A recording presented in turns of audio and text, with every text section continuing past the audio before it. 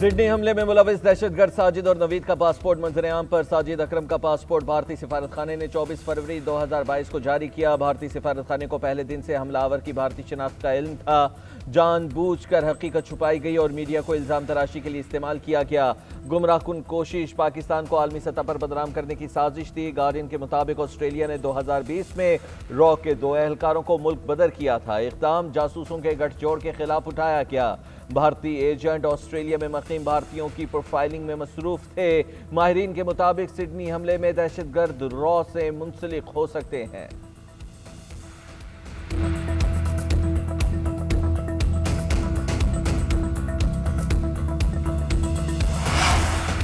भारत के मीडिया ने सिडनी वाक़े पर मुनज़्ज़म अंदाज में डिसइंफॉर्मेशन फैलाई।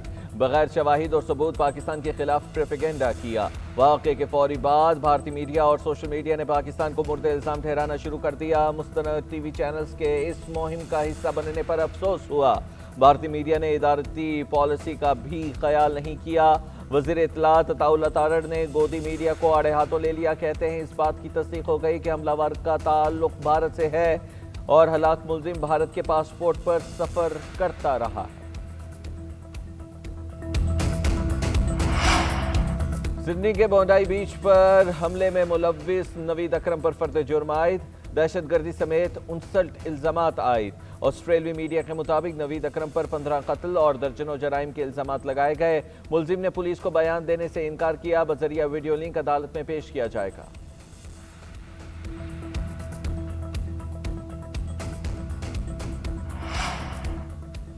शहरी रहमान का फैटफ से दहशतगर्दों की भारतीय सरपरस्ती का नोटिस लेने का मुतालबा। कहती हैं FATF को देखना चाहिए कि भारत दहशतगर्द ग्रुपों की हिमायत करता है।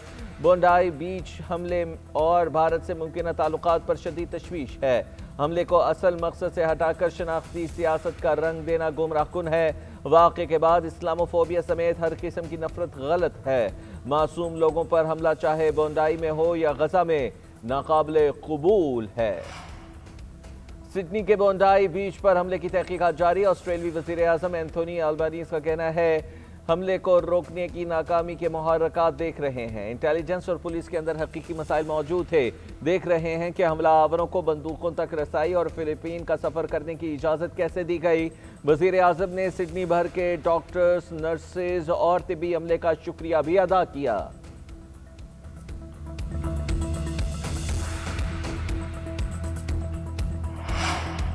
वज़ीर आज़म शहबाज शरीफ का हरीपुर का दौरा। यूनिवर्सिटी पहुंच गए। तलबा में लैपटॉप्स की तकसीम करेंगे।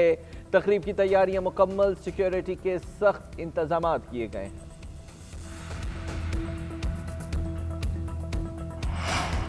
पाक ईरान दो तरफा ताल्लुकात के हवाले से बैनुल वजारती इजलास। नायब वज़ीर आज़म इसाक डार की ज़ेर सदारत इजलास में ताल्लुकात के तमाम पहलुओं का जायजा। पाक ईरान तिजारत और सरमायाकारी को फ़रोग़ देने के लिए तजवीज़ पर गौर। इसाक डार ने तरजीही शोबों में ईरान के साथ दो तरफा रवाबित को फ़रोग़ देने के अज़्म का इयादा किया।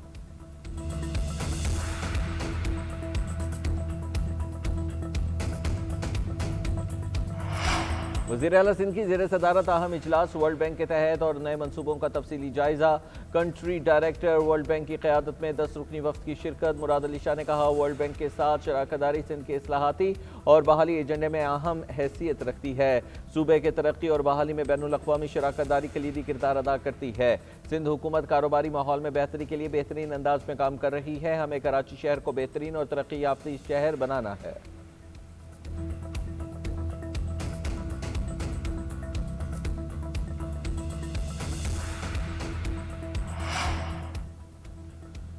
पंजाब की सीनियर वजीर मरियम औरंगजेब का सदर पाकिस्तान गुड्स ट्रांसपोर्ट अलायंस से राब्ता। हड़ताल खत्म करने की दरख्वास्त। ट्रांसपोर्टर्स के मुतालिबात ज़ेर बहस आए। सदर ट्रांसपोर्ट इत्तेहाद शहजाद अवान का कहना है मरियम औरंगजेब ने पंजाब के तमाम मुतालिबात मंजूर करने की यकीन दहानी कराई। कुछ देर बाद विफाक पंजाब और सिंध हुकूमत की कमेटियों से मुज़ाकरात होंगे। मरियम औरंगजेब भी मुज़ाकरात में बजरिया लिंक शामिल होंगी। मुतालिबात में मंजूरी तक पुरअमन हड़ताल जारी रहेगी।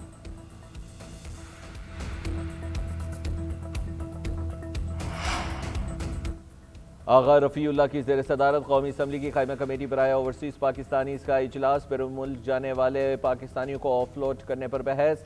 DGFIA ने बताया रवां साल 51,000 लोगों को ऑफलोड किया गया। 24,000 अफराद सऊदी अरब ने भीख मांगने पर डिपोर्ट किए, दुबई ने 6000, आज़रबाईजान ने 2500 बेकारियों को वापस भेजा।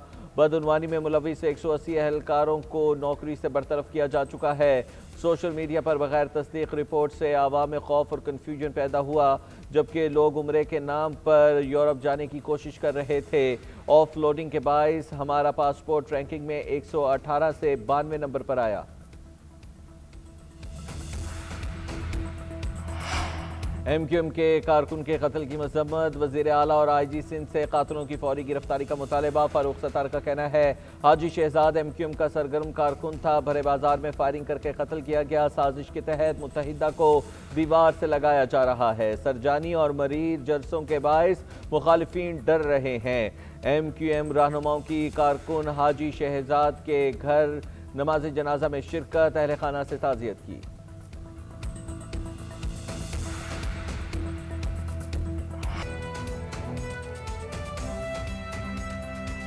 दूसरी जाने बड़े आला जेल के बाहर धरना देने पर बानी PTI की 3 बहनों और सलमान अकरम राजा समेत 400 अफराद पर मुकदमा दर्ज किया गया। मुकदमा इंसदाद दहशतगर्दी एक्ट की दफात के तहत दर्ज किया गया। इसी हवाले से जानेंगे deputy bureau chief Islamabad Ejaz Ahmed हमारे साथ मौजूद हैं। एजाज बताइएगा। जी, गुज़िश्ता शब रात के तकरीबन 2 बजे ऑपरेशन के जरिए पुलिस ने वो धरना ख़त्म कराया था और उसके बाद आज सुबह थाना सदर बैरूनी में उस धरने का मुकदमा दर्ज कर दिया गया है, जिसमें सलमान अकरम राजा, बानी PTI की 3 बहनें और मुतअद्दिद रहनुमाओं समेत तकरीबन 400 अफराद जो हैं वो उन्हें नामजद किया गया है। इंसदाद दहशतगर्दी की मुख्तलिफ दफात लगाई गई हैं, जिनमें एक दफ़ा धरने की मनसूबाबंदी और डिसरप्शन की मनसूबाबंदी और सरकारी काम में मुदाखलत और अवामी मफादात के खिलाफ मनसूबाबंदी जैसी दफात भी शामिल हैं। और लेकिन राजा नासिर अब्बास साहब जो गुज़िश्ता रात 12 बजे वहाँ पहुँचे थे और सेनेट में वो कायदे इस्तिख्लाफ के लिए PTI की जानिब से नामजद है, उनका नाम मुकदमे में शामिल नहीं किया गया। बाकी जितनी मेन क़यादत थी उन तमाम अफराद के नाम धरने में शामिल कर दिए गए हैं मुल्ज़िमान में। जी ठीक है, अपडेट कर रहे थे, शुक्रिया आपका। सिडनी में फायरिंग करने वाले भारतीय दहशतगर्द साजिद अकरम और बेटे नवीद अकरम का पासपोर्ट मंजर आम पर आ गया। भारतीय सिफारत खाने ने 24 फरवरी 2022 को 10 साल के लिए पासपोर्ट जारी किया। भारतीय सिफारत खाने को पहले दिन से ही हमला आवर की भारतीय शहरियत का इल्म था। इसी हवाले से बात करेंगे। ब्रिगेडियर रिटायर्ड मसूद अहमद खान साहब हमारे साथ मौजूद हैं। बहुत शुक्रिया सर आपके वक्त का। बिलाखिर आहिस्ता आहिस्ता चीज़ें सामने आ रही हैं। अब ये भी सामने आ गया है कि पासपोर्ट भारतीय था और मोहर जब्त हो गई है इस बात पर कि भारतीय शहरी थे हमलावर। जी हाँ, देखें, मेरे ख्याल में ये जो इंडिया जिस तरीके से इनको शिकस्त दर शिकस्त हो रही है, जो हजीमत हो रही है और जिस तरीके से दूसरों के लिए गड़े खोदते हैं, खुद इसी में ये गिरते जा रहे हैं।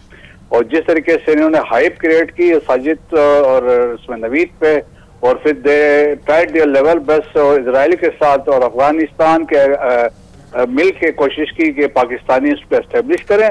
और नोइंग फुली वेल, देखे सवाल तो अब यहाँ पे ये पैदा होता है कि knowing fully well Indian embassy जो वहाँ पे मौजूद थी कैनबरा में, उनको पता था कि साजिद जो है इंडियन पासपोर्ट यूज कर रहा था, लेकिन दे केप्ट क्वाइट।